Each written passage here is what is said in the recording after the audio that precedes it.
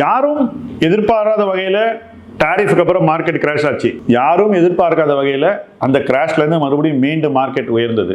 இது மாதிரி ஒரு காலகட்டத்தில் எல்லாருக்குமே வரக்கூடிய ஒரு நியாயமான குழப்பம், புதுசாக பணத்தை எங்கே போடுறது, ஏற்கனவே போட்ட பணத்தை என்ன பண்றது, இப்போ நம்ம கிட்ட இருக்கிற போர்ட்ஃபோலியோ சரியான போர்ட்ஃபோலியோவா? உலகமே தலைகீழா புரட்டி போடக்கூடிய மாற்றங்கள் வரும்போது நாம போன வருஷம் பண்ண இன்வெஸ்ட்மெண்ட்ஸ்லாம் அடுத்த வருஷம் நல்லா பர்ஃபார்ம் பண்ணுமா? நாம தொடர்ந்து நிறைய பணத்தை இன்வெஸ்ட் பண்ணிட்டு வரோமே, கொஞ்சம் காசோட ஆரம்பிச்சு இன்னைக்கு நிறைய காசை போடுறோமே, நம்ம ரைட் டைரக்ஷன்ல தான் போயிட்டு இருக்குமா? இன்னும் கொஞ்சம் சீரியஸா நம்ம இன்வெஸ்ட்மெண்ட் பண்ணணும்னாக்கா என்ன செய்யலாம்? இப்படி பல கேள்விகள் உங்களுக்கு வரலாம். இந்த கேள்விகளுக்கான விடையை நீங்கள் நேரடியாக எங்க கிட்ட ask milestones to wealth anything என்ற ஹெல்ப்லைன் மூலமாக கேட்டுக்கொள்ளலாம். அதன் மூலமாக உங்களுக்கு உங்க கேள்விக்கான விடையும் கிடைக்கும், உங்களுடைய டவுட்ஸ் கிளியர் ஆகும், உங்க மைண்ட்ல இருக்கக்கூடிய அச்சங்களை நீங்கள் ஸ்லோவா ஓவர் கம் பண்ணலாம். இந்த மார்க்கெட்ல இன்னும் ஒரு கான்ஃபிடென்ட் இன்வெஸ்டராக நீங்க பயணிக்க வேண்டும். கேளுங்க கேள்விகளை.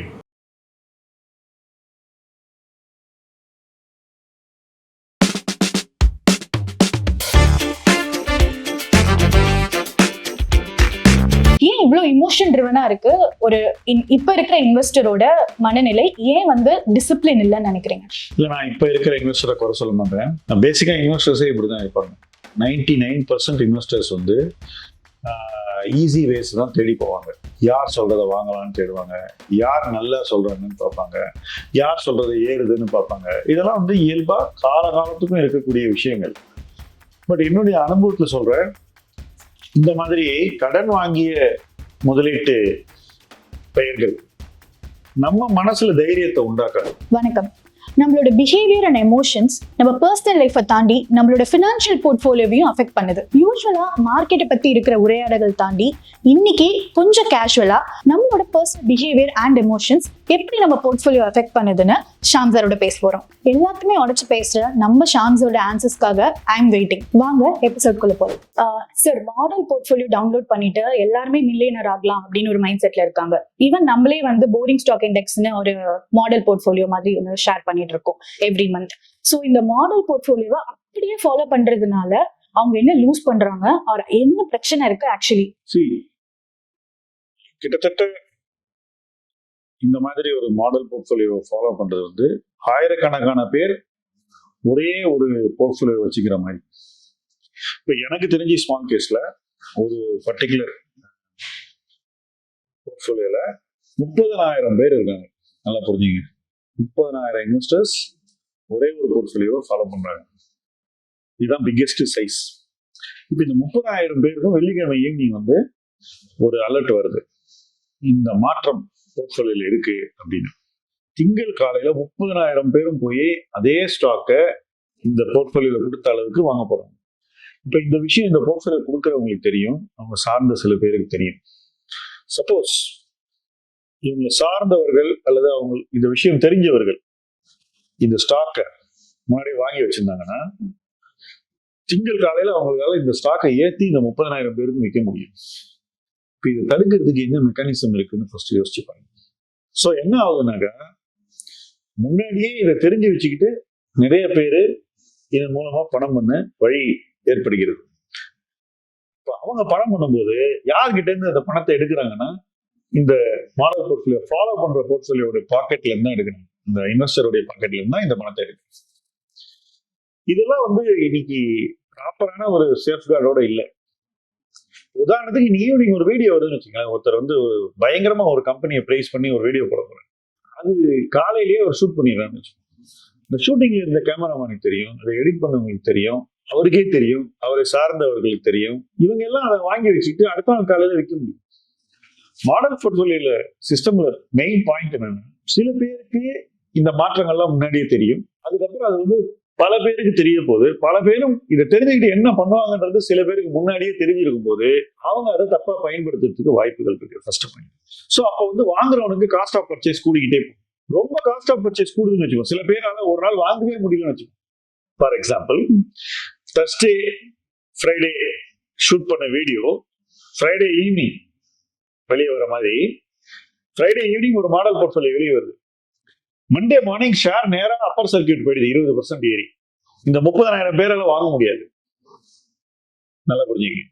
அப்ப அவங்க என்ன பண்ணுவாங்கன்னாக்க, மறுநாள் மறுபடியும் போவாங்க, அதுலயும் 30,000 பேர் வாங்க முடியாது. ஸோ மறுநாளும் மறுபடியும் 20%, 3ஆம் நாள் அது 10% ஆகும்.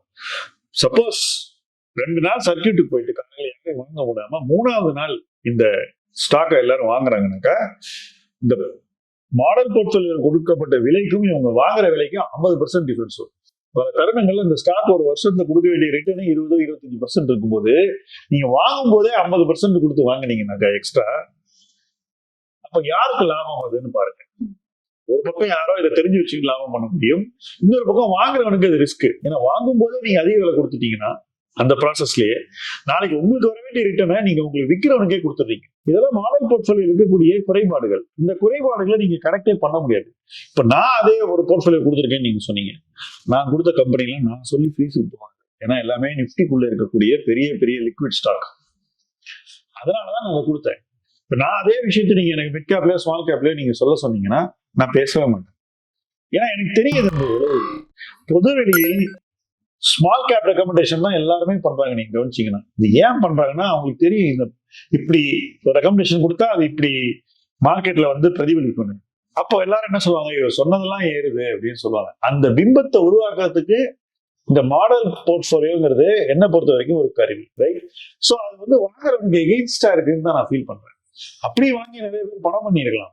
அது வந்து மார்க்கெட் ஒரு பட்சமா மேல போறதுனால, சப்போஸ் இதே விஷயம் வந்து அப் அண்ட் டவுன் போகக்கூடிய மார்க்கெட்ல செஞ்சாக்கா இவங்க வாங்குற அன்னைக்கு ஏறி இருக்கும், அதுக்கப்புறம் ஒரு வாரம் கழிச்சு புதுசா ஒரு வேற ஏதோ ஒரு லிஸ்ட் வரும்.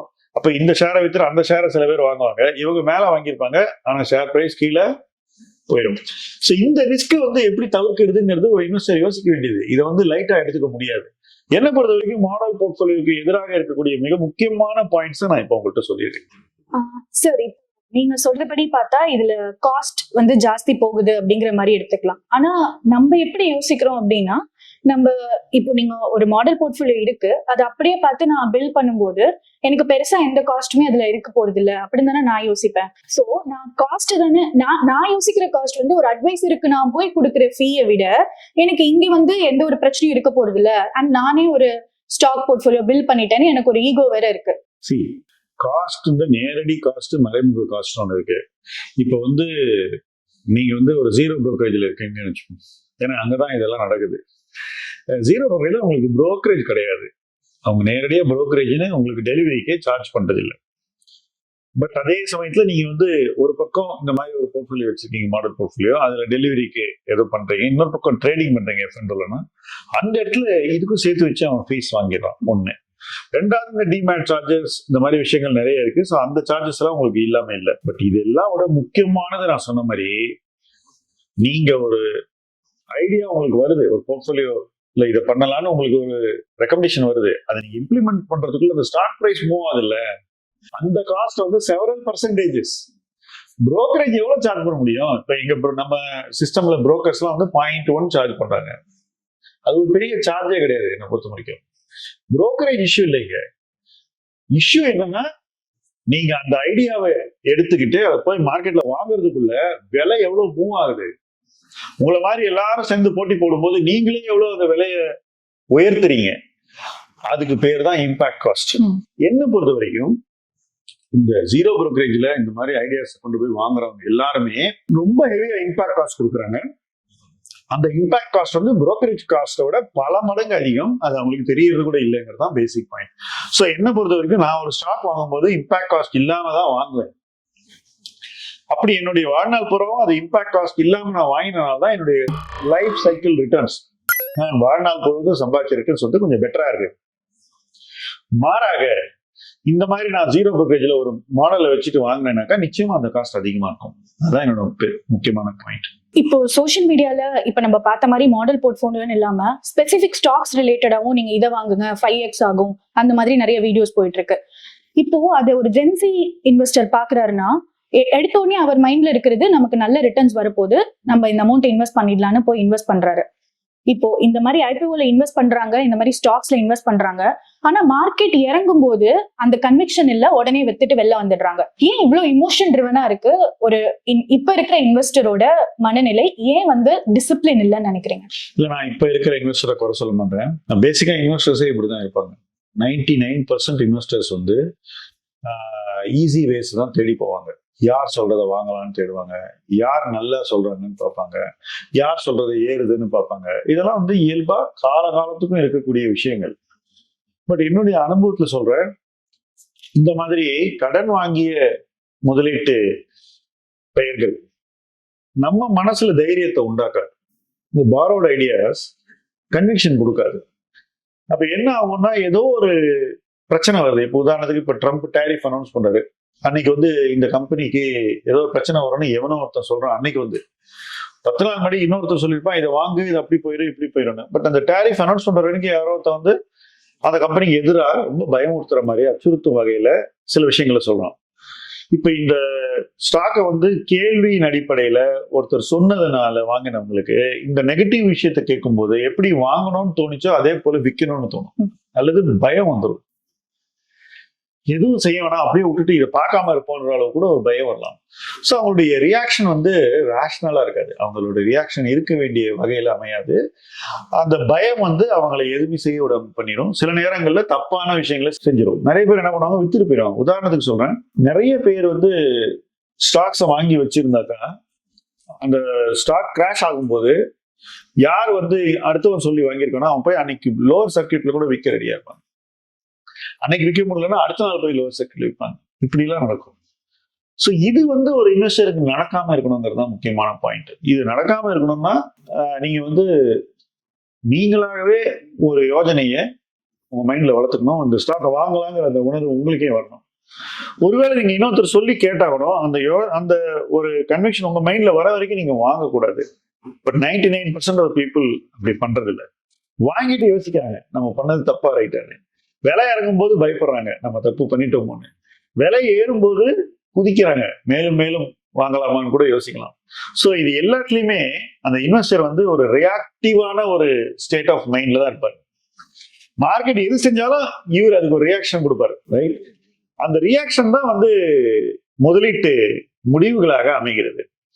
அந்த முடிவுகள் வந்து ரியாக்டிவா இருக்கிறதுனாலயே பல தருணங்கள்ல வந்து சரியா அமையறதில்லை. நிறைய பேர் ஒரு ஸ்டாக்கை மேல வாங்கிட்டு பாட்டம்ல வித்துட்டு போயிருப்பாங்க. அவங்க வித்த உடனே அந்த ஸ்டாக் மறுபடியும் ஏறிடும். இதெல்லாம் தொடர்ந்து நடக்கக்கூடிய விஷயங்கள், இதெல்லாம் தடுக்கவே முடியாது. மார்க்கெட்ல இது எப்பவுமே நடக்கக்கூடியதா. இது ஏதோ இன்னைக்கு சென்சி இன்வெஸ்டர் பண்றான்னு நீங்க நினைச்சுக்காதீங்க.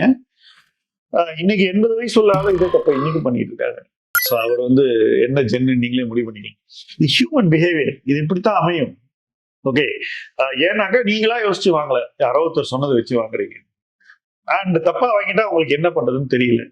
இது எல்லா சூழ்நிலைகளையும் திரும்ப திரும்ப நடக்கக்கூடிய ஒரு விஷயம் தான். நான் நினைக்கிறேன் ஜென்சி நிறைய இன்வெஸ்டர்ஸ் இதை வாங்கினதுனால நீங்க அவங்களை கவனிக்கிறீங்க. ஆனா அவங்கள தனிப்பட்ட முறையில் நான் தப்பு சொல்ல மாட்டேன். இந்த பிஹேவியர் இப்படித்தான் அமையும். சார், இவ்வளவு பயமா இருக்க ஸ்டாக் மார்க்கெட்ல எதுக்கு நான் பண்ணணும்? நான் பேசாம கோல்டுலேயே எல்லாத்தையும் இன்வெஸ்ட் பண்ணிட்டு போயிடலாமே. ஆல் டைம் ஹைன்னு இப்போ ஃபுல்லா கோல்டு பத்தி தான் போயிட்டு இருக்கு. அப்ப நான் மொத்தமா இவ்வளோ ஏற்ற இறக்கத்தோட இருக்கிறதுக்கு பதிலா நான் இதுலயே ஒரு எஸ்ஐபியோ இதுலயே நான் ஃபுல்லாவே இன்வெஸ்ட் பண்ணிட்டு போயிடுவேனே அப்படின்னு நம்ம நிறைய பேர் இப்ப சொல்றதை கேட்கிறோம். கோல்டுல உங்க நிலைப்பாடு என்ன சார்? ஒரு 6 மாசம் முன்னாடி இதே விஷயத்த ஸ்மால் கேப்ல பண்ணலாம்னு சொன்னாங்க. 1 வருஷம் முன்னாடி இதே விஷயத்த மிட் கேப்ல பண்ணலாம்னு சொன்னாங்க.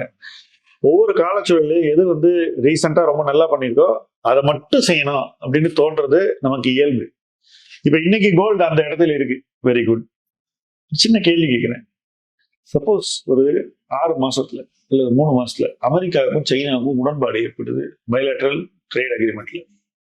அதுக்கு முன்னாடி அடுத்த 1 மாசத்துல இந்தியாவோட போடுறாங்க, ஜப்பானோட போடுறாங்க. இப்ப இந்தியாவோட ஜப்பானோட ஒப்பந்தம் போட்ட உடனே அமெரிக்காவுக்கு அடுத்து சைனாவோட போடுவாங்கன்றது தெரியும். இன்னைக்கு கூட ட்ரம்ப் சொல்றாரு, சைனாவோட நான் பேச ரெடியா இருக்கேன், ஆனா அவ்வளோ எல்லாம் போட மாட்டேன், போடுவேன் ஆனா குறைவா போடுவேன், அவன் வந்து நட்பா இருந்தா இன்னும் குறைப்பேன், இப்படிதான் சொல்லிட்டு இருக்கேன். ஸோ மார்க்கெட்டுக்கு இதெல்லாம் ஒன்றும் நடக்காது, இது ஒரு பெரிய பிரச்சனையா வராதுன்னு ஒரு நாள் தோணிடும். அல்லது இந்த பிரச்சனை சால்வ் ஆயிடுச்சுன்னே அவங்க அனௌன்ஸ் பண்ணாங்க. அன்னைக்கு கோல்டு இதே இடத்துல இருக்குமான்னு ஒரே ஒரு செகண்ட் யோசிச்சு பாருங்க. எல்லாரும் என்ன நினைக்கிறாங்க, இன்னைக்கு சைனா வாங்குது, டாலரை வித்துட்டு சைனா வந்து கோல்டு வாங்குது. US 10 year 30 year treasury bonds அதை வித்துட்டு, டி பில்ஸை வித்துட்டு கோல்டு வாங்குறாங்க. பணம் வந்து உலகம் பூராவும் டாலர்ல இருந்து, டாலர் அசட்ஸ்ல இருந்து கோல்டுக்கு போகாது, இதானே சொல்றீங்க? இப்போ இந்த ஒப்பந்தம் வந்துருச்சுனாக்கா ரிவர்ஸ் ட்ரேட் ஆகும், திரும்பி வாய்ப்பு இருக்கு. இதெல்லாம் நீங்க ரூல் அவுட் பண்ண முடியாது. அந்த மாதிரி ஒரு சூழ்நிலையை நோக்கி நம்ம போய்கிட்டு இருக்கும்போது எனக்கு மற்ற எதுவுமே வேண்டாம், எல்லாத்தையும் வித்து நான் கோல்டு வாங்குறேன்னா ஹூ நோஸ், நீங்க கோல்டுல கூட லாஸ் பண்ணக்கூடிய வாய்ப்புகள் இருக்கலாம். ஏன்னா ஒரு வாட்டி இந்த மாதிரி ஒரு எக்ஸ்ட்ரீம் ட்ரேடு, அதாவது ரொம்ப மிகைப்படுத்தப்பட்ட ஒரு அச்சத்துல ஒரு பட்சமாக இதுதான் கரெக்ட், வேற எதுவுமே வேண்டாம்னு எடுக்கப்படுகின்ற முடிவுகள் வந்து ரொம்ப தப்பா முடியும். The end of that decision outcome will be very bad. So அந்த ரிஸ்க் கோல்ட்லயும் இருக்கும். ஸோ இன்னைக்கு நல்ல பர்ஃபார்மன்ஸ் கொடுத்துருக்கு அப்படின்ற அடிப்படையில நீங்க வாங்குறத விட இன்னைக்கு எங்க பர்ஃபார்மன்ஸ் ரொம்ப மட்டமா இருக்கும் அங்க போய் வாங்கினீங்க, then you may be better off. 2022 23 நான் இப்பதான் செக் பண்ணிட்டு இருந்தேன். 23 நான் வந்து எஸ்ஜிபியில வாங்கியிருக்கேன். கிட்டத்தட்ட 80% ரிட்டர்ன் கிடைச்சிருக்கு எனக்கு. இன்னும் 2 இயர்ஸ் முடியல. ஸோ அப்ப அது எனக்கு என்ன மெசேஜ் கொடுக்குது? உனக்கு நார்மலா 10% கொடுக்கக்கூடிய கோல்டு ஆனுவலைஸ் ரிட்டர்னா ஆல்மோஸ்ட் 45% இந்த 2 வருஷமே முடியல. அப்ப நீ கொஞ்சம் கேர்ஃபுல்லா இருக்கணும். நாளைக்கு வர வேண்டிய ப்ராஃபிட் உனக்கு இன்னைக்கே வந்திருக்கலாம் அப்படின்னு மார்க்கெட் நமக்கு சொல்லுது. மக்கள் என்ன நினைக்கிறாங்க? ஓ, இன்னும் சைனா வாங்குவாங்க, எல்லாமே நம்மளோட விருப்பங்கள். இது எல்லாமே என்ன சைனா சொன்னா நான் வாங்க போறேன்னு, பட் நம்மளோட விருப்பங்கள். அண்ட் அதுல வந்து நம்ம எல்லாத்தையும் மிக்ஸ் பண்றோம். அது தப்பாறதுக்கு நிறைய சான்சஸ் இருக்கு. இந்த தப்பை தவிர்க்க வேண்டியது நம்மளுடைய கடமை. அதனால அதை எப்படி தவிர்க்க முடியும்னா, ஒரு சொத்து வகை ரொம்ப நல்லா பெர்ஃபார்ம் பண்ணும்போது அப்ப கொஞ்சம் கேர்ஃபுல்லா இருக்கணும், அதுல சுதாரிச்சுக்கணும். இந்த இடத்துல போய் நீங்க அதே சொத்து வகையை அலறி அடிச்சுக்கிட்டு நாளைக்கு இது கிடைக்கவே கிடைக்காதுங்கிற ஒரு மனநிலையில இருந்து வாங்கக்கூடாது. பார்க்கலாமே என்ன ஆகுது, இந்த மதிப்பு வந்து எனக்கு சாதகமா இல்லை, அதனால நான் வாங்க மாட்டேன். You must be able to move away. இதுதான் இன்னைக்கு கோல்ட்ல இருக்கக்கூடிய மிகப்பெரிய சேலஞ்சு. பட் எவ்வளவு பேர் இதை பண்றாங்கன்றது நம்ம கடையில போய் நின்று பார்த்தா தான் தெரியும். ஸோ நம்ம இந்த மாதிரி ஸ்டுடியோல பேசும்போது அது வந்து அவ்வளவு தெளிவா தெரியாது. சரி, இப்ப நீங்க சொல்றத வச்சு பார்த்தா நம்ம போர்ட்போலியோல எல்லாமே ஒரு பகுதியா தான் இருக்கணுமே தவிர ஒன்னையே நம்ம நம்பி இறங்கக்கூடாது அப்படிங்கிற மாதிரி சொல்றீங்க. அப்போ ஒரு டைவர்சிபிகேஷன் நம்ம மியூச்சுவல் ஃபண்ட்ஸ் மூலியமா எடுத்துக்கிறோம். அண்ட் நம்மளுமே ஸ்மால் இன்வெஸ்டர்ஸ்க்கு அதுதான் ரெக்கமெண்ட் பண்றோம். அப்போ ஒரு ஸ்மால் இன்வெஸ்டர் மியூச்சுவல் ஃபண்ட்ல அவங்க பணத்தை சேகரிக்க ஆரம்பிச்சு அவங்க எந்த நிலையை ரீச் பண்ணதுக்கு அப்புறமா ஸ்டாக்ஸை பத்தி யோசிக்கலாம். இது பர்சனல் கன்விக்ஷன். ஓகே, என்ன பொறுத்த மட்டும் ஸ்டாக்கை பத்தி யோசிக்கணும்னா அதை பத்தி ஒரு தெளிவான புரிதல் இருக்கணும், கன்விக்ஷன் இருக்கணும், அதை மேனேஜ் பண்ணக்கூடிய ஒரு திறமை இருக்கணும், டெம்பர்மெண்ட் இருக்கணும். அப்புறம் நீங்க வாங்கின விலையிலேருந்து கீழே போனாக்கா மறுபடியும் இன்வெஸ்ட் பண்றதுக்கு கேபிட்டல் இருக்கணும். அதுக்கப்புறம் சில ஆண்டுகள் ரிட்டர்ன் வரலன்னா பொறுமையா வெயிட் பண்றதுக்கான ஒரு சரியான ஒரு மனநிலை இருக்கணும், டெம்பர்மெண்ட் இருக்கணும். இதெல்லாம் இல்லாம ஒருத்தர் தானே போய் டைரக்ட் ஸ்டாக்ல இறங்குனாங்கன்னா ஒரு பேர் மார்க்கெட்ல அவங்களுக்கு ரொம்ப பெரிய சோதனை காலமாக அது மாறிடும். ஸோ நம்ம சமீபத்தில் எல்லாமே புல் மார்க்கெட் தான் பார்த்துருக்கோம். பட் பேர் மார்க்கெட்ல அது வந்து போட்டு பார்த்துருக்கோம். ஸோ அந்த வகையில யாருனால இதெல்லாம் டீல் பண்ண முடியாதோ அவங்க வந்து இதை கொஞ்சம் தவிர்க்கிறது பெட்டர் நினைக்கிறேன். ஸோ கிவ் டு மேனேஜர், தென் அவர் வந்து பார்த்துக்குவாரு. அதான் எதிர்பார்ப்பு. எல்லா மேனேஜரும் பண்றாங்கன்னு நான் சொல்ல, பட் நல்ல மேனேஜர்ஸ் எப்படி என்ன பண்ணுவாங்க. ஸோ அது மாதிரி நல்ல மேனேஜர் ஐடென்டிஃபை பண்ணி அவங்கள்ட்ட பணத்தை கொடுத்துட்டு நீங்க பேக் சீட்ல உட்காந்துக்கிட்டீங்கன்னா நீங்க வந்து அவர் வண்டி ஓட்டுறது எப்படின்றத டெய்லி பார்த்துட்டு இருக்கிறது அவசியம். ஒரு ஸ்மால் இன்வெஸ்டரா மியூச்சுவல் ஃபண்ட்ஸ்லயே நான் இன்வெஸ்ட்மெண்ட்ஸ் ஸ்டார்ட் பண்றேன்னு எடுத்துக்கலாம். இப்போ எல்லா இடத்துலயுமே performance comparison, risk comparison, 2 mutual ஃபண்டை கம்பேர் பண்றதுக்கு அத்தனை கிரைட்டீரியா இருக்கு. அது நம்மளே பண்ண முடியும் அப்படிங்கிற மாதிரி ஒரு மனநிலைமையும் இருக்கு. சோ இந்த ஈகோல நம்மளே ஒரு மியூச்சுவல் ஃபண்ட் போர்ட்ஃபோலியோ பில்ட் பண்றோம். ஏன்னா இதுக்கு எதுக்கு நான் ஒரு அட்வைசர் கிட்ட போகணும்? இப்ப ஸ்டாக்னா நான் ஒரு அட்வைசர் கிட்ட போனா நான் ஃபீ பே பண்றேன், எனக்கு ஸ்டாக் இந்த ஸ்டாக்ல பண்ணணும்னு சொல்றாங்க. ஆல்ரெடி ஃபண்ட் மேனேஜருக்கு நான் ஒரு ஃபீ கொடுக்குறேன். அப்படி இருக்கிறப்போ நான் ஏன் மியூச்சுவல் ஃபண்டுக்கு ஒரு அட்வைசர் கிட்ட போகணுங்கிற கேள்வி இப்ப நிறைய பேருக்கு இருக்கு. அண்ட் உங்களுடைய ட்வீட்ஸ்ல எல்லாமே நீங்க ஸ்மால் இன்வெஸ்டர்ஸ் ரிலேட்டடா ட்வீட் பண்ணும்போது mutual fund isn't outsourcing, it's டெலிகேஷன்ங்கிற மாதிரி தான் நீங்க போட்டிருக்கீங்க. அப்படி இருக்கிறப்போ இது ஒரு ஸ்மால் இன்வெஸ்டருக்கு என்ன புரிதல் நீங்க கொடுக்கணும்னு நினைக்கிறீங்க? அதாவது இப்ப உதாரணத்துக்கு லாஸ்ட் 1 இயர்ல நம்ம சிஸ்டம்ல 6 டீம்ஸை நம்ம டச் பண்ணோம். First gold, silver, financials, FMCG, debt, large cap. So 6 teams touch பண்ணோம். இப்போ இந்த 6 டீமும் வந்து உங்களுக்கு லாஸ்ட் 1 இயர்ல பாஸ்ட் பெர்ஃபார்மன்ஸ் ரிட்டர்ன்லாம் வச்சு எடுத்தீங்கன்னா ப்ராப்ளி உங்களுக்கு இன்ட்ரெஸ்டிங்கா இருக்காது. ஆனா இந்த 6 டீமும் நம்ம பிக் பண்ணோம். இப்ப தானே போய் செலக்ட் பண்ற எத்தனை இன்வெஸ்டர்ஸ் இந்த 6 டீமையும் வாங்கியிருப்பாங்கன்றத போய் பாருங்க. ரொம்ப குறவா இருக்கும். ஏன்னா அன்னைக்கு என்ன பாப்புலர், எல்லாரும் ஸ்மாலர் மிக்கர் தான் வாங்கிட்டு இருந்தாங்க, நம்ம அதை வாங்கவே இல்லை. இன்னைக்கு பாத்தீங்கன்னா அந்த டீம்ஸ் எல்லாம் நல்லா பண்ணிட்டு இருக்கு, எல்லா டீமுமே நல்லா பண்ணிட்டு இருக்கு. ஸோ இதுல பார்ட்டிசிபேட் பண்ணால அந்த வாய்ப்பு போயிடுச்சு நிறைய இன்வெஸ்டர்ஸ்க்கு. என்ன பொறுத்த வரைக்கும் இந்த வாய்ப்பை வந்து ஒரு இன்வெஸ்டர் நழுவ விடக்கூடாது, அதுதான் அவங்களுக்கு ரொம்ப முக்கியம். ஆனா அதுல அவங்க ஃபோக்கஸ் பண்றது இல்லை. அவங்க ஃபோக்கஸ் பண்றது எல்லாமே என் காஸ்ட் எப்படி குறைக்கிறது, நான் ஏன் வந்து ஒரு அட்வைசருக்கு காசு கொடுக்காம இருக்கிறதுங்கிறது. என்ன பொறுத்த வரைக்கும் அந்த அட்வைசரால உங்களுக்கு பெனிஃபிட் கொடுக்க முடியும்னா தென் அப்பதான் அவர் வந்து உங்களோட வேலை செய்யறதுக்கு நியாயப்படுத்த முடியும். சப்போஸ் அவரால் உங்க கேபிட்டலை க்ரோ பண்ண முடியலன்னா அவர் எந்த மூஞ்சியோட உங்களை வந்து பார்ப்பார் சொல்லுங்க. ரைட். ஸோ உங்களை ஜெயிக்க வேண்டிய ஒரு இன்ட்ரெஸ்ட் அவருக்கு ஏற்கனவே இருக்கு. அப்பதான் நீங்க திரும்ப திரும்ப அவர் கூப்பிடுவீங்க. அண்ட் உங்களை நல்லா சாட்டிஸ்ஃபை பண்ண வேண்டிய ஒரு தேவை இருக்கு ஒரு இன்வெஸ்ட்மெண்ட்லயும்.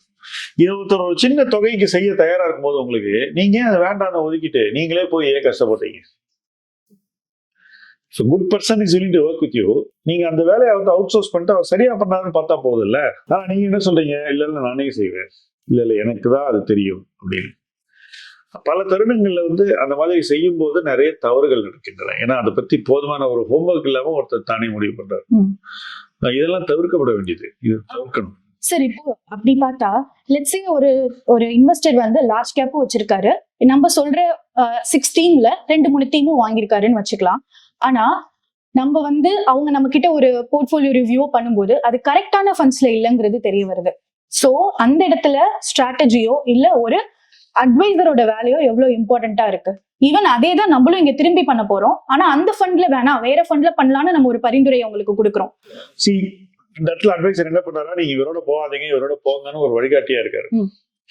இப்போ ஒருத்தரோட போக வேண்டாம் அப்படின்றதுக்கு காரணங்கள் என்ன இருக்கலாம்? அவர் ஒழுங்கா மேலாண்மை சரியா செய்ய மாட்டாரு, அவர் வந்து மேனேஜ்மெண்ட் சரியா பண்ணாதனால ரிட்டர்ன்ஸ் வராது, ஏதோ ஒரு பயம் இருக்கு. ஒருத்தர் ரொம்ப பர்ஃபெக்டா பண்ணுவாருன்றது நமக்கு சொல்லும்போது நம்ம என்ன புரிஞ்சுக்கணும்? ஓகே, இந்த ஆளை இந்த விஷயத்துக்கு தான் அவங்க தேர்ந்தெடுத்திருக்காங்க. அதே மாதிரிதான் இதுவும். ஸோ நீங்க யாரோட வேலை பண்றீங்கன்றது ரொம்ப ரொம்ப முக்கியம். யாரோட வேணா வேலை பண்ண முடியும்னு நீங்க நினைச்சீங்கன்னா அப்ப என்ன ஆகும்னா நீங்க தனியா போய் பிளாட்ஃபார்ம்ல நிறைய தவறுகள் செய்வீங்க. இப்ப இந்த தவறு இல்லாமல் ஒரு முதலீடு செய்வது எப்படிங்கிறத பத்தி தான் நம்ம எல்லாம் பேசிக்கிட்டு இருக்கோம். வழிய நம்ம தான் உலகத்திலேயே கெட்டிக்காரன்னு நம்ம சொல்லுது. ஒரு இன்வெஸ்டர் அதை தெளிவா உணரணுங்க. உணர்ந்தீங்கன்னா உங்களுக்கு அது சூட்டபிள்னா நீங்க வேலை பண்ணலாம், அவ்வளவுதான். இல்ல நான் அப்போ எனக்கு அது experience is what I want, I don't want அவுட்கம்னா நீங்களே பண்ணுங்க.